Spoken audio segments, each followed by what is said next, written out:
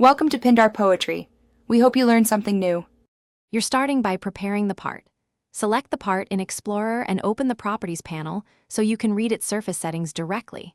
Look at top surface and bottom surface fields first, because they control face behavior. Also note the material field that affects appearance and physics.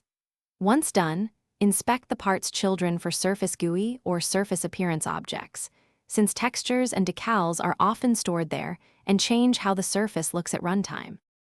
Now open a script and get a reference to the part. For example, local part equals workspace. Your part. You can directly read values like part, top surface and part, bottom surface to get the face types and part, material for the material. Once you read those, use them to make decisions or drive visuals.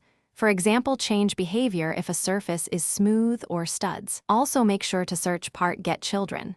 For surface GUI or surface, finish by validating what your script reads. Use print part, top surface part, material to confirm values in the output.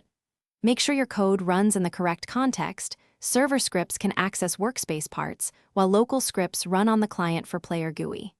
If values are nil or unexpected, verify the part variable points to the right instance, check for typos in property names, and confirm any surface GUI is a direct child. These checks solve most problems quickly.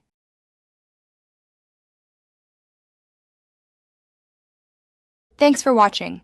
Consider subscribing if we helped you.